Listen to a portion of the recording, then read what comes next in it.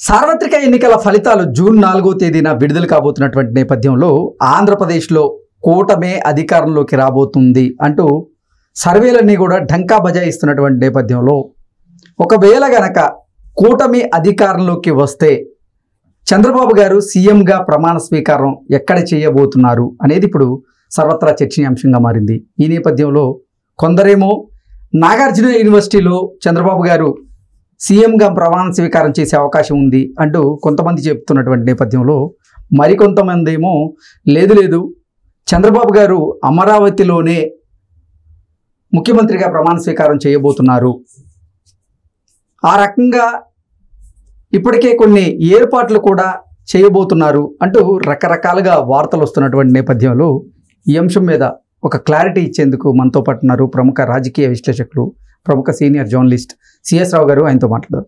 CS రావు గారు నమస్తే. నమస్తే. సిఎస్ రావు గారు, సార్వత్రిక ఎన్నికల ఫలితాలు జూన్ 4వ తేదీన విడుదల కాబోతున్నాయి. అన్ని సర్వేలు కూడా కూటమి అధికారంలోకి రాబోతుంది అంటూ డంకా బజాయిస్తున్నటువంటి నేపథ్యంలో చంద్రబాబు గారు ముఖ్యమంత్రిగా ఎక్కడ ప్రమాణ స్వీకారం చేయబోతున్నారు అనేది ఇప్పుడు సర్వత్రా చర్చనీయాంశంగా మారింది. కొంతమంది ఏమో నాగార్జున యూనివర్సిటీ అంటున్నారు, మరికొంతమంది ఏమో అమరావతిలో జరిగే అవకాశం ఉంది అంటున్నారు. ఏంటి అసలు కూటమి అధికారంలోకి వస్తే చంద్రబాబు గారు ఎక్కడ ప్రమాణ స్వీకారం చేయబోతున్నారు అంటే ఏం చెప్తారు? ఒకటి ఏంటంటే చంద్రబాబు నాయుడు ముఖ్యమంత్రి కాబోతున్నారు అనేది ఫిక్స్. ఇది నేను చెప్పడం కాదు, కేంద్ర హోంశాఖ మంత్రిగా ఉన్నటువంటి అమిత్ షా చెప్పినటువంటి మాట. ఇంకోటి ఏంటంటే డేట్ కూడా ఆయన ఫిక్స్ చేశారు. 9వ తారీఖున చంద్రబాబు నాయుడు ఆంధ్రప్రదేశ్ ముఖ్యమంత్రిగా ప్రమాణ స్వీకారం చేయబోతున్నారు అని వారం రోజుల క్రితం ఆయన చెప్పినటువంటి మాట. కేంద్ర ఇంటెలిజెన్స్ నివేదిక ప్రకారం 145 ఎమ్మెల్యే స్థానాలను గెలుచుకోబోతున్నాం, 23 ఎంపీలు గెలుచుకోబోతున్నాం అని చెప్పి ఆయన చెప్పినటువంటి అంచనా కేంద్ర ఇంటెలిజెన్స్ ఇచ్చినటువంటి రిపోర్ట్ ప్రకారం. సో కాబట్టి కూటమి గెలవడం అనేది పక్కా. అయితే ఇప్పుడు డేట్ ఫిక్స్ అయిపోయింది, గెలుపు ఫిక్స్ అయిపోయింది కేంద్ర హోంశాఖ మంత్రి అమిత్ షా ద్వారా. సో ఇప్పుడు ప్లేస్ ఎక్కడ ఆయన ప్రమాణ స్వీకారం ఎక్కడ చేయబోతున్నారు, ఎక్కడ చేసేటువంటి అవకాశం ఉంది అనే దాని మీద రకరకాలుగా చర్చలు జరుగుతున్నాయి. గతంలో 2014లో ఆయన ప్రమాణ స్వీకారం చేసింది నాగార్జున యూనివర్సిటీ దగ్గర క్యాంపస్లో అక్కడ చేశారు. అయితే నాగార్జున యూనివర్సిటీ దగ్గర మీటింగ్లు పెట్టినటువంటి వాళ్ళు కానీ లేదంటే ప్రమాణ స్వీకారం చేసినటువంటి వాళ్ళు కానీ రాజకీయంగా సంక్షోభం ఎదుర్కొన్నారు అనేటువంటి ఒక సెంటిమెంట్ ఒకటి దాన్ని వెంటాడుతుంది. సో అందుకే ఈసారి నాగార్జున యూనివర్సిటీ దగ్గర ఆయన ప్రమాణ స్వీకారం ఉండదు అనేటువంటిది ఒక క్లారిఫికేషన్ పార్టీ వర్గాల నుంచి వస్తుంది. అంటే అసలు చంద్రబాబు గారి సెంటిమెంట్స్ ని నమ్మరు అనేటువంటి ఒక వార్తలు కూడా గతంలో వచ్చాయి. చంద్రబాబు నాయుడు సెంటిమెంట్లు నమ్మరు, ఆయన కష్టాన్ని నమ్ముతారు, ఆయన విజన్ నమ్ముతారు, ఆయన ప్రజలను నమ్ముతారు.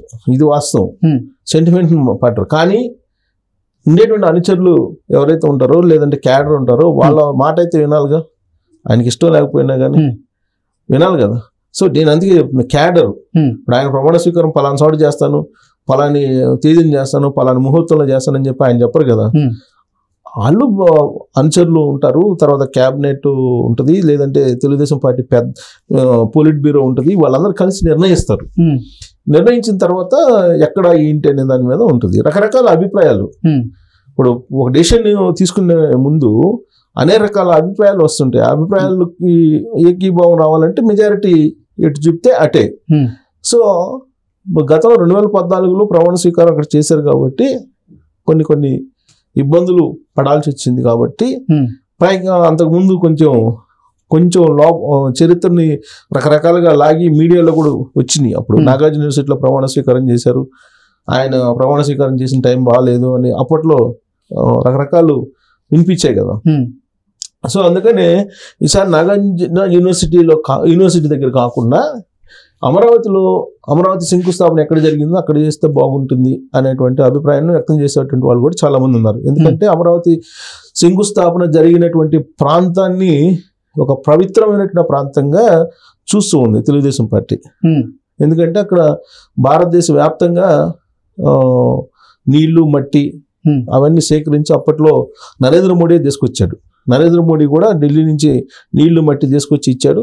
అలాగే ఆంధ్రప్రదేశ్లో కూడా ప్రతి గ్రామ పంచాయతీ నుంచి నీళ్లు మట్టి తీసుకొచ్చి అక్కడ వేసి శంకుస్థాపన చేశారు. ఎందుకంటే అందరూ రాజధాని అని చెప్పడానికి. సో కాబట్టి అలాంటి పవిత్రమైనటువంటి శంకుస్థాపన ప్రాంతాన్ని జగన్మోహన్ రెడ్డి ఈ 5 ఏళ్లలో గందరగోళం చేసేసారు. కాబట్టి దాన్ని అక్కడి నుంచే తన అభివృద్ధిని అంటే రాష్ట్ర రీకన్స్ట్రక్షన్ని ప్రారంభించాలి అనేటువంటి అభిప్రాయంతో ఉన్నారు. అందుకే అక్కడి నుంచే ఆయన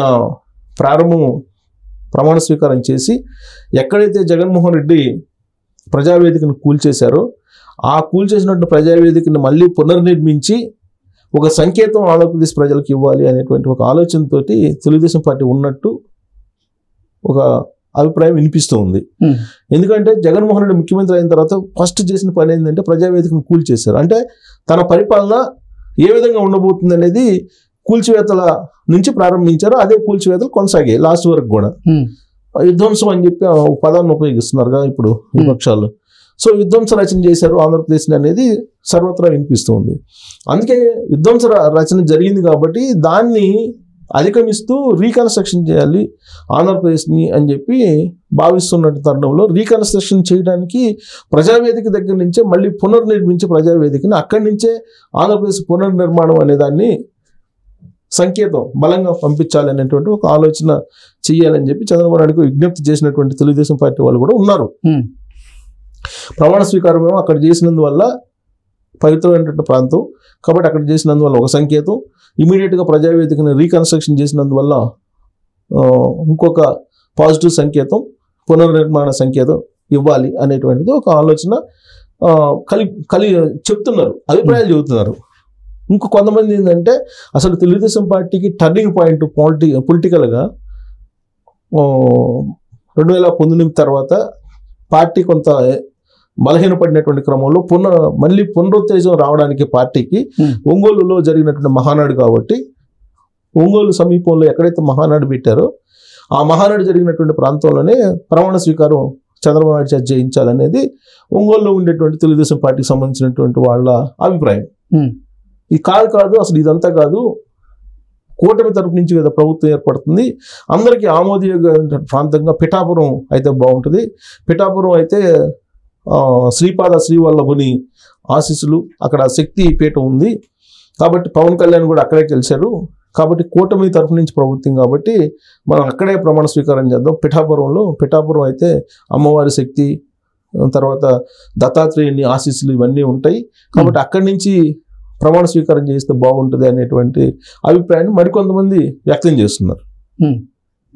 అసలు బీజేపీ వాళ్ళు అయితే తిరుపతి నుంచే ప్రమాణ స్వీకారం తిరుపతిలోనే చేస్తే బాగుంటుంది, అసలు తిరుపతి మనకి ఆరాధ్య దైవము, తిరుపతి వెంకటేశ్వర స్వామి మనకి ఆంధ్రప్రదేశ్ని కాపాడుతుంది కాబట్టి అక్కడే తిరుపతి నుంచే చేద్దామని చెప్పి బీజేపీ వాళ్ళు చెప్తున్నటువంటి మాట. సో కాబట్టి ఇట్లా భిన్నాభిప్రాయాలు ఉన్నాయి. ఈ భిన్నాభిప్రాయాలు ఉన్న క్రమంలో ఏ అభిప్రాయాన్ని చంద్రబాబు నాయుడు తీసుకుంటారు, లేదంటే ఇప్పుడు 3 పార్టీల కూటమి ప్రభుత్వం కాబట్టి ముగ్గురి ఏకాభిప్రాయం తీసుకున్న తర్వాతనే ప్రమాణ స్వీకారం ఆయన ప్రాంతాన్ని ఫైనల్ చేసే అవకాశం ఉంది. తేదీ అయితే ఫిక్స్ చేసేసారు, అమిత్ షా గెలుపుని ఫిక్స్ చేసేసారు. కాకపోతే ఎక్కడ ప్రమాణ స్వీకారం చేయబోతున్నారు అనేది మాత్రం ఫైనల్ చేయాల్సి ఉంది. ఈ ఫైనల్ చేయాల్సినటువంటి క్రమంలో ఇవన్నీ కూడా వినిపిస్తున్నాయి. సో ఇవన్నీ వినిపిస్తున్నట్టు క్రమంలో అన్నిటికీ ఆమోదయోగ్యమైనటువంటి ప్రాంతంగా కొంతమంది ఒంగోలుని చెప్తున్నారు. అంటే మొత్తం రాయలసీమలు రావడానికి కానీ ఇటు గోదావరి ఉత్తరాంధ్ర జిల్లాలు రావడానికి కానీ అందరికీ ఒంగోలు అయితే కొంచెం కన్వీనియంట్గా ఉంటుంది అనేటువంటి ఒక అభిప్రాయాన్ని, లేదు అమరావతి అయినా ఓకేనని కొంతమంది అంటున్నారు. అంటే రకరకాల అభిప్రాయాలు ఉన్నాయి. మొత్తానికి అయితే చంద్రబాబు నాయుడు ప్రమాణ స్వీకారం అనేది ఫిక్స్, దీంట్లో ఇక తిరుగులేదు అనేది కూటమి అభిప్రాయం. సో ప్రాంతాన్ని ఫైనల్ ఎక్కడ చేస్తారనేది చూడాలి. కొంచెం ఈ 2-3 రోజులు పోతే దానికి ఒక క్లారిటీ వచ్చే అవకాశం. ఓకే.